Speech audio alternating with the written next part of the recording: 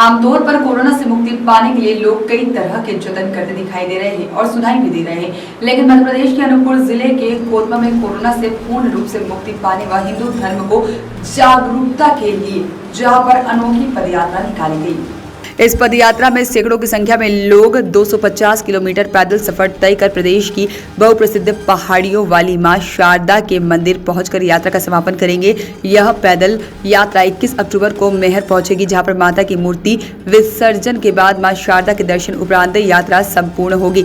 यह पदयात्रा रथ जिले के चचाई पहुंची, जहां पर उनका नगर के लोगों ने भव्य स्वागत किया। पदयात्रा जहां पर इस यात्रा का मुख्य उद्देश्य 2 वर्षों में देश में फैली हुई महामारी कोरोना के अनुष्ठान या फिर श्रद्धा के रूप में पद रथ यात्रा व धार्मिक यात्रा को मनाया जा रहा है। धार्मिक पद यात्रियों ने बताया कि इस पद रथ यात्रा का उद्देश्य कोरोना से देश को छुटकारा दिलाने के लिए माता रानी से प्रार्थना स्वरूप फल प्राप्ति के लिए किया जा रहा है।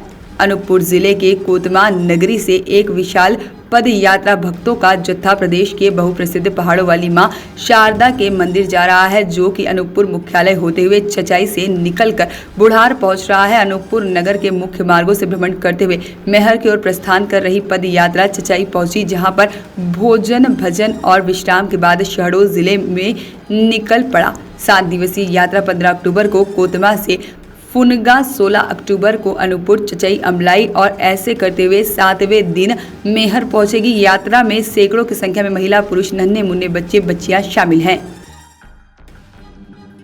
मैहर पद यात्रा निकली है, जी जी, क्या था? इसका उद्देश्य चूँकि पूर्व में भी ऐसे रथ यात्रा निकलती रही है, 5वीं रथ यात्रा है। पिछले लगभग 20-25 सालों के बाद लगभग हर 5 साल में निकलती है।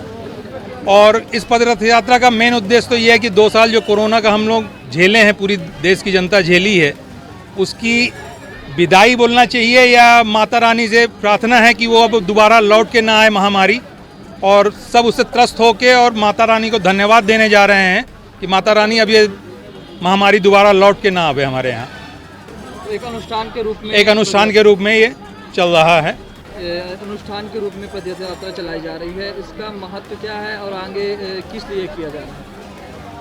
देखिए, ये जो कोतमा से मैहर के लिए ये भक्तों का जो जत्था निकला है पद यात्रा के रूप में, इसका उद्देश्य धर्म के माध्यम से लोगों को जोड़ना है। और दूसरा, ये जो 2 वर्षों से लगातार हमारा देश एक महामारी, कोरोना महामारी से गुजर रहा था, उसको समाप्त करने के लिए मां शारदा से प्रार्थना करने के लिए कोतमा से मैहर के लिए हम सारे भक्त पद यात्रा के रूप में, पैदल यात्रा के रूप में पूरे उत्साह के साथ मां शारदा के दर्शन करने के लिए जा रहे हैं और मां दुर्गा की मूर्ति का विसर्जन करने के लिए इस उद्देश्य को लेकर हम कोतमा से मैहर के लिए निकले। ये मतलब आगे भी चलता रहेगा कारोबार? अब ये तो मां शारदा के ऊपर है, उनका अगर आशीर्वाद होगा। मैं बताना चाहूँगा कि कोतमा से पहले भी पद यात्रा निकल चुका है, और अगर मां शारदा का आशीर्वाद होगा तो आगे भविष्य में भी हम ऐसा प्रयास करेंगे। माता की पद रथ यात्रा आपके चचाई से होकर गुजर रही है, जिसमें आप लोगों ने बढ़ चढ़ कर हिस्सा लिया है, कड़ी रूप में कार्य किया। क्या विचार है इस धार्मिक यात्रा वाले? पहले तो हम सभी को दशहरे पर्व की हार्दिक शुभकामनाएं। जय माता की।